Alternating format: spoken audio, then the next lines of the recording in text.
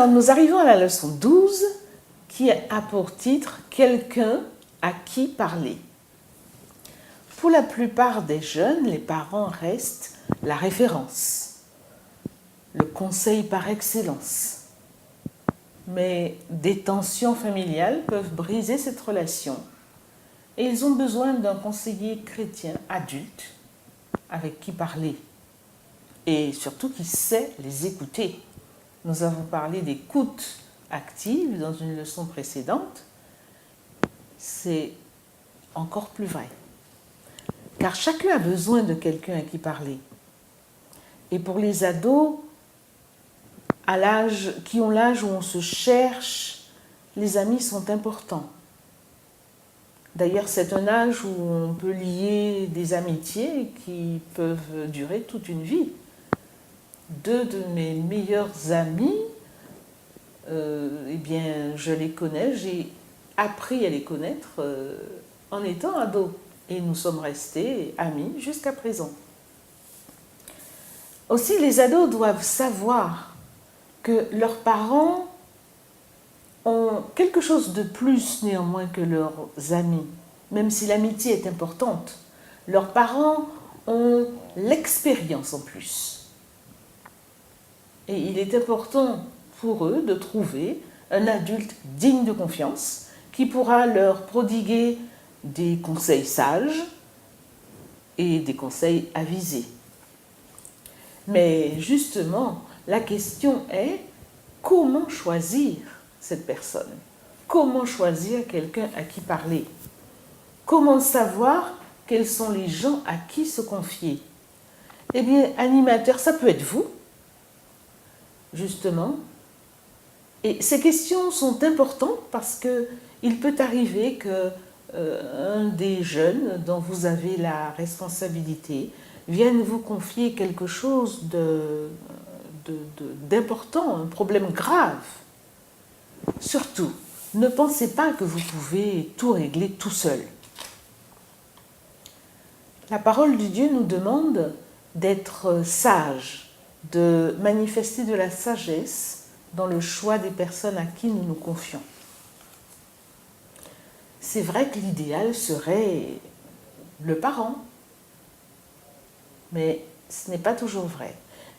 Voyons ce que dit Proverbe 1er, verset 8.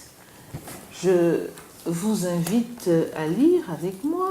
« Écoute mon fils l'instruction de ton père et ne rejette pas l'enseignement de ta mère, car c'est une couronne de grâce pour ta tête et une parure pour ton cou. » Donc nous voyons bien que c'est vrai, comme je l'ai dit tout à l'heure, les parents sont les mieux placés pour recevoir les confidences et les problèmes de leurs enfants.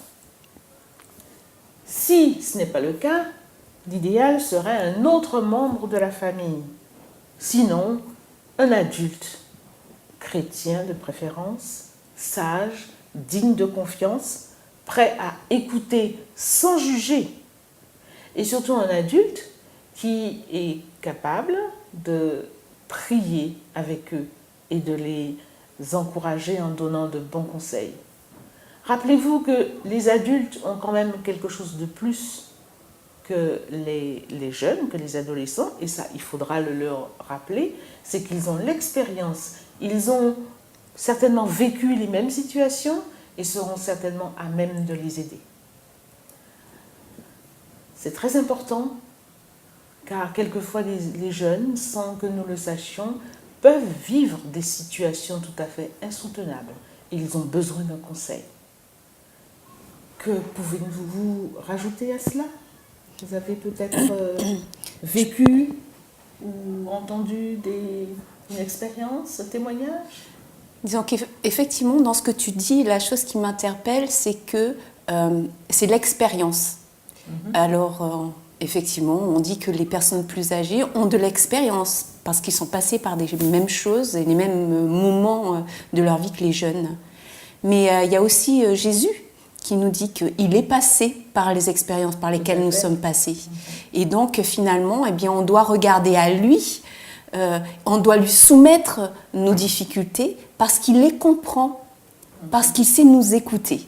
Et c'est vrai que ce que tu me dis, ça me rappelle ça. Souvent, quand on est jeune, on dit « Oh, ils disent toujours qu'ils ont l'expérience, ils disent toujours qu'ils savent mieux que nous, etc. » Mais voilà, Jésus aussi sait toutes choses. C'est vrai, Jésus est passé par nos difficultés. Et si je me rappelle, il y a un chant qui dit tout à Jésus. Il peut nous écouter, il est capable de nous comprendre. Eh bien, chers animateurs, invitez vos jeunes à se confier à Jésus et à se confier aussi à un adulte digne de confiance.